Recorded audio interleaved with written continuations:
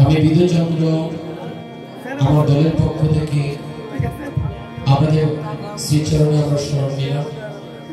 দয়া করে কি কথা বলবেন দাদা? আস্তে আস্তে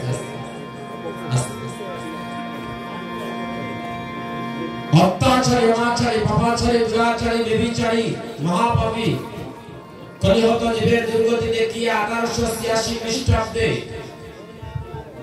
নবদ্বীপের উদয়গিরি ভাগবত প্রমাণ দিয়েছে 12 মাস 20 দিন প্রাককালে আজকের এই দিনে দোল পূর্ণিমা তিথি নক্ষত্র ফাল্গুনী হরিবল আজকের এই দিনের এই তিথিতে আমার মহাপ্রভুর আবির্ভাব ঘটেছিল নবদ্বীপের উদয়গিরি।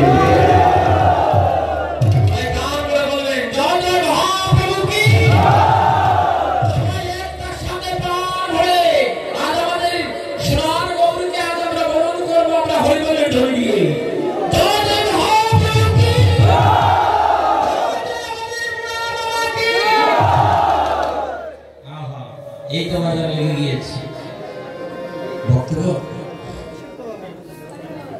আস্তে আস্তে কেউ কথা বলবে না। একাগ্র চিত্তে এক মনে সবার মন প্রাণ জীবন যৌবন মহাপ্রভুর চরণে সমর্পণ করুন এবং বুড়া বাবার কাছে আত্মনিবেদিত হয়ে যান।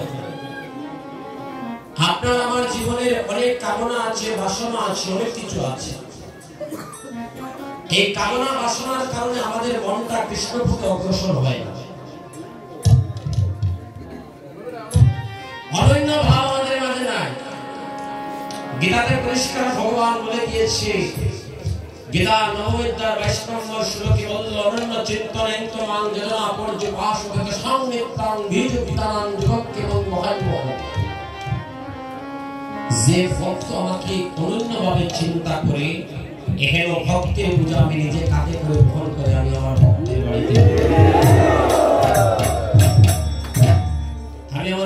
বাড়িতে পৌঁছে। অনন্য ভাব কাকে বলে জানেন? অনন্য ভাব হলো আমার মান প্রমাণ জীবন যৌবন ভগবানের চরণে সমর্পণ করে দিয়ে তার নামে তার প্রেমে মজে যাবে। তবে ভক্ত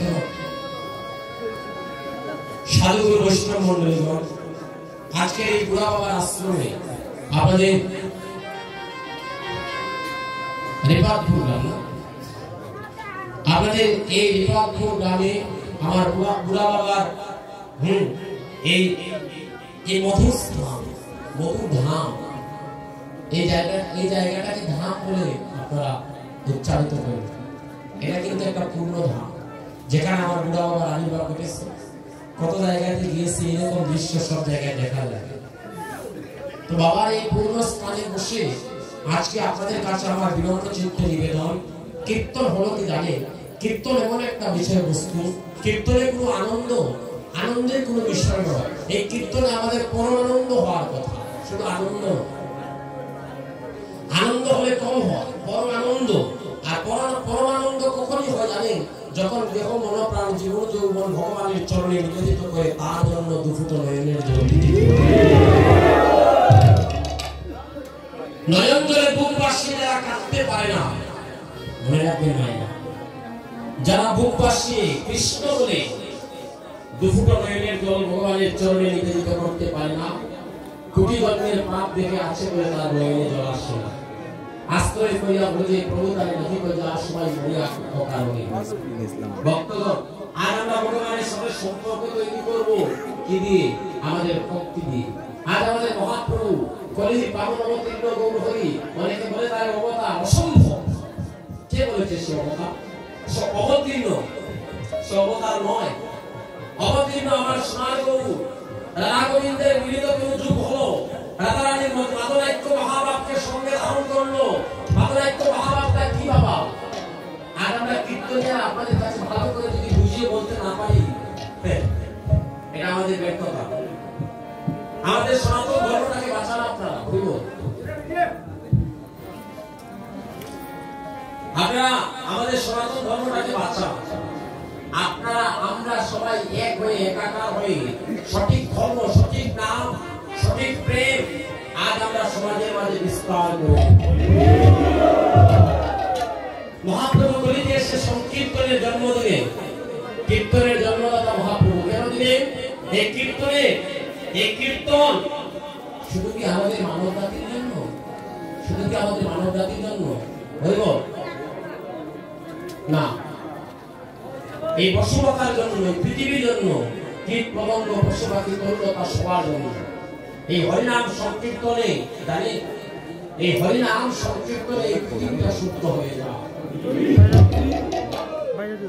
তাই জানেন কোন কীর্তনে শুদ্ধ হয়?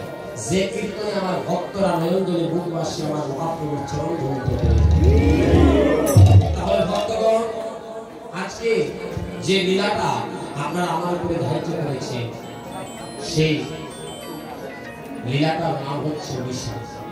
অভিশাপের ক শব্দটা আমার মাঝে নাই।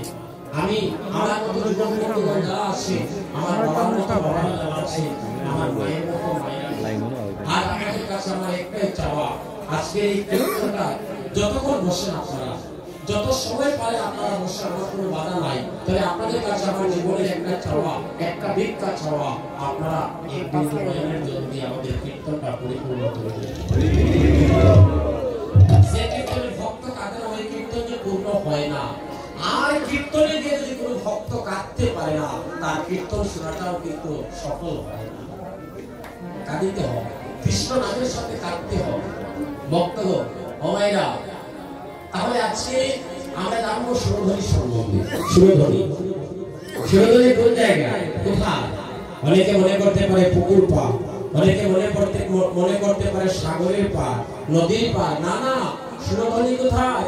এই তো হলো সুরধ্বনি।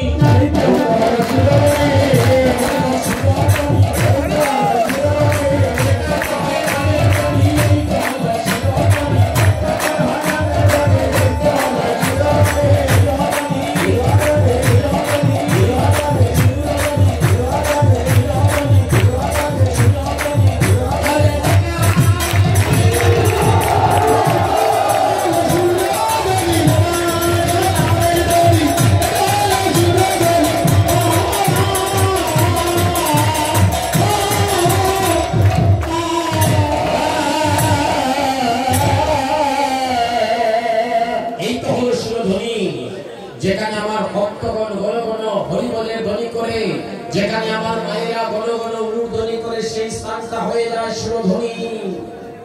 মাগো, মহাপাপ এমন এক পাপে দেখা দিয়েছে, পাপটার নাম দিয়েছে করোনা। আইছে না? আস্তে গো, আস্তে আস্তে। যে যেখানে পারে বসে যা, কাউকে বাধা দেবে না।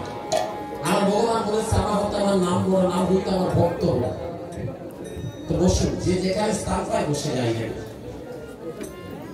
এমন এক বাইরা চাইল মা, কাছে যাইতে দেয় না, মুখ বন্ধ করে দিচ্ছে।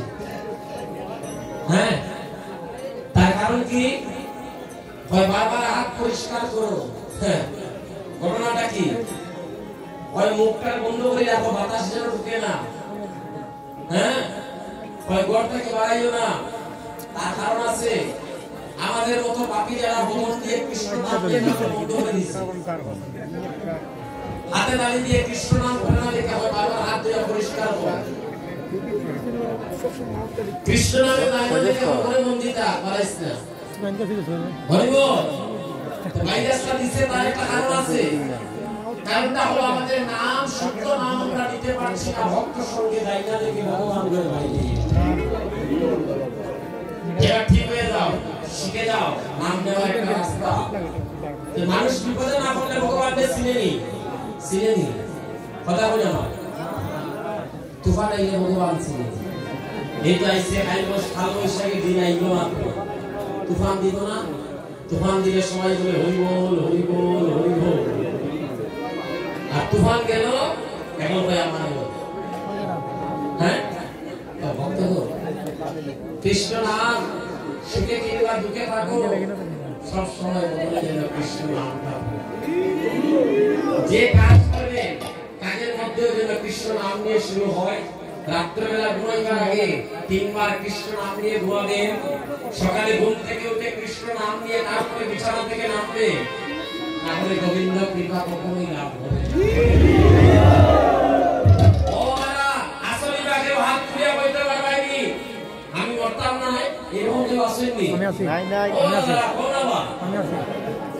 আসলাইনি আসি না মোটা হইব বলতে পারে সিলেটি ভাষায় মাত্র মুশা মোটাইনি হ্যাঁ কেউ আসতাম না সবাই মরে যাবে আসবে যেদিন সমন্তলি হ্যাঁ তোমার হাতে গলেলা দি নিয়ে যাবে ওই গ্রামের বাড়ি হইব আর যদি কারো কৃষ্ণ ভক্তি থাকে আর যদি কেউ বুড়া বাবার আশ্রমে বসে মন প্রাণ জীবন যৌবন দিয়ে এক বিন্দু নয়নের জল দিয়ে যেতে পারি শেষের দিনে সে মোহন নদীতে যাওয়ার আগেই দেখবে নয়ন জল গুরুর কার্য সম্পাদন করে তার গুরুদেবকে টেনে নিয়ে আসে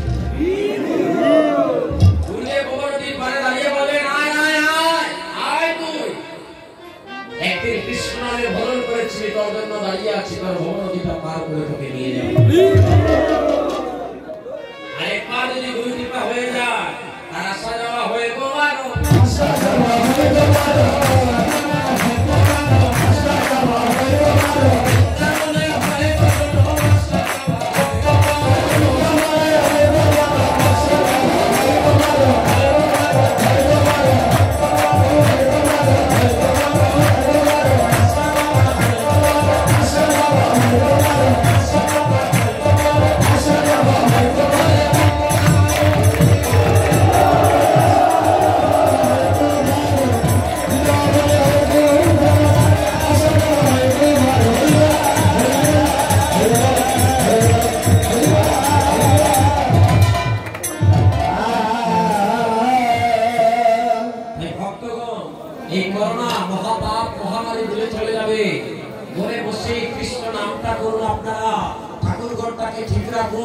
নিজের ঠাকুর ঘরকে বৃন্দাবন বানান মায়েরা ভক্তগণেরা দয়া করে কোনো কথা বলবা না আমার একটু সুযোগ দান করুন আমাদের এই অঙ্গনে প্রায় বিগত 4 বছর থেকে কীর্তন করে আসতেছি আপনারা যে ভালোবাসা দিয়েছে যে যে আদর ভালোবাসা আপনাদের চরণে যে স্থান পেয়েছি আমি কোটি জন্মেও আপনাদের সেই ঋণ কোনোদিনও শোধ করতে পারবো না ভক্তগণ তাই আমাদের ভালোবাসা নিয়ে জানিয়েছি এবার যদি দুটি কথা বলতে না পারি এটা হবে আমার জীবনের সব থেকে বড় ব্যর্থতা ভক্তগণ আপনারা এই যে ভক্ত কারা ভক্ত তারা যারা দিবানিশি কৃষ্ণ নামে মজে আছে যাদের দেখলে মুখে আসে কৃষ্ণ নাম পুষ্প বলিয়া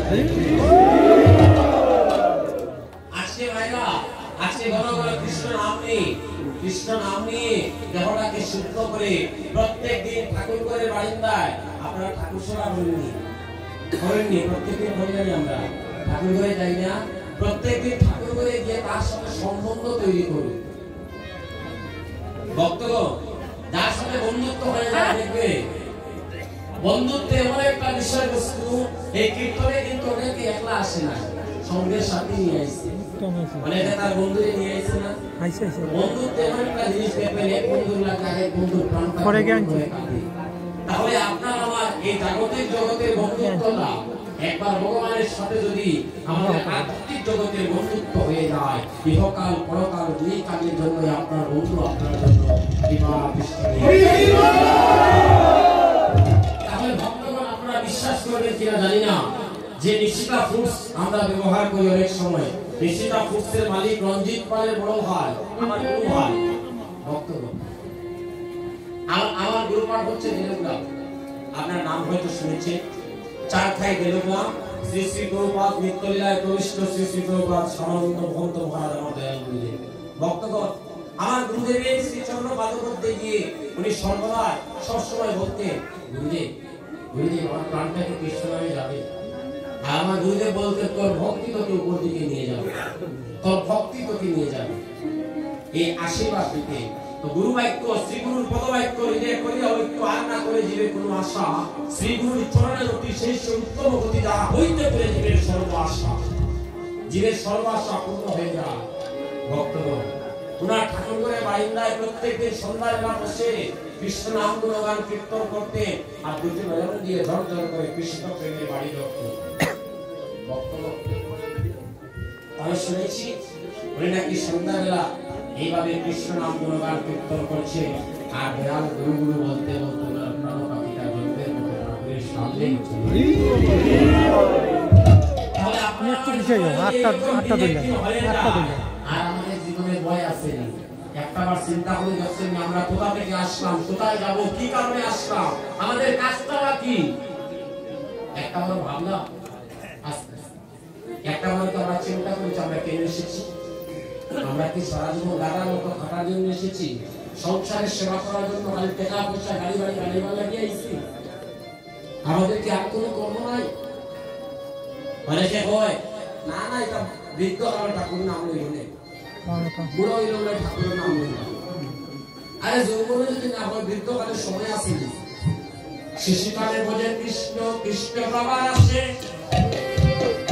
যৌবনে বোঝে কৃষ্ণ আসে, মহানায় আসে, আর বৃদ্ধকালে বোঝে কৃষ্ণ জমের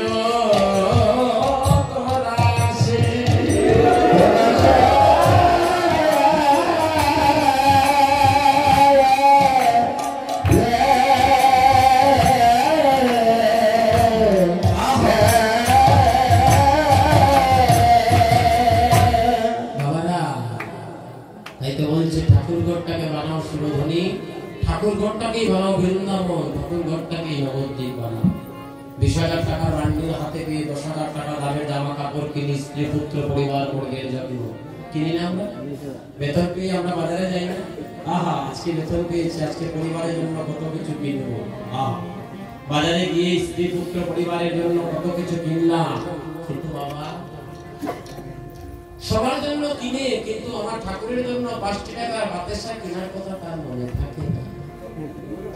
ঠাকুর ঘরে বসে আমার ভগবান চিন্তা করে দেখলে আমি কথা বলতে পারি না দেখে আমার জন্য কিছুই কিনলো না, আর তার পুত্রের জন্য, তার স্ত্রী কন্যা মা বাবার জন্য কত কিছু কিনলো, আর আমার জন্য তার 5 টাকার বাতাসার কথা তার মনে থাকলো।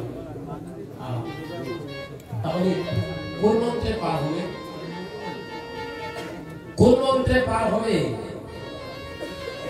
আমাদের ভগবানের সাথে সম্বন্ধ হলো না, হলো না। তাই তো বলছে সম্বন্ধ করুন ভক্তগণ। আজ আমার ভাগ্যবান নদের নাগরিক যার নাম ছিল বিষ্ণুপ্রিয়া। বিষ্ণুপ্রিয়া সুরধনীতে গিয়েছে। সুরধনী কোথায়? এই তো সুরধনী। তাহলে এই সুরধনীতে বিষ্ণুপ্রিয়া গিয়েছে কীর্তনে গিয়ে ধুলায় বাড়াগুলি দিচ্ছে, ধুলায় বাড়াগুলি দিচ্ছে। দেওয়া মাত্র নিষ্কীর্তন বৈষ্ণবের পদধূলি নদের ভাগ্যবতী নাগরীর গায়ে লাগা মাত্র তার গৌরূপ দর্শন হয়ে গিয়েছে। যখনই তার গৌরূপ দর্শন হয়েছে না, গৌরকে দেখা মাত্র মান কুলমান জীবন যৌবন বিটামাটি সব গৌর চরণে সে সমর্পণ করে দিয়েছে। দিয়ে কেটে কেটে গৃহে প্রত্যাবর্তন করছে। প্রতিমধ্যে দেখা হয়েছে আরেকজন নাগরীর সাথে। নাগরী ডাক দিচ্ছে,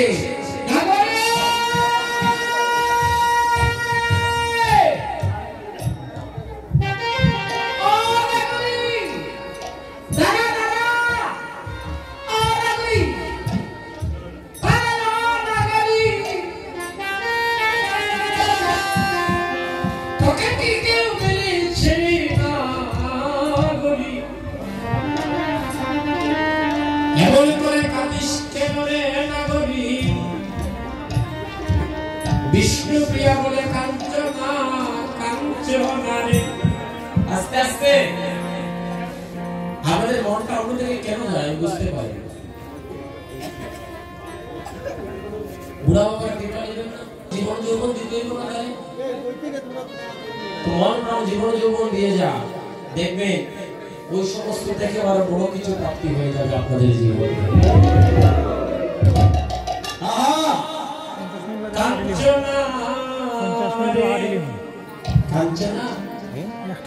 আমি বেরিয়ে সায়ংকালে শিরোধনীতে গিয়েছিলাম, আর ওই শিরোধনীতে গিয়ে জানিস আমি এমন এক রূপ দেখলাম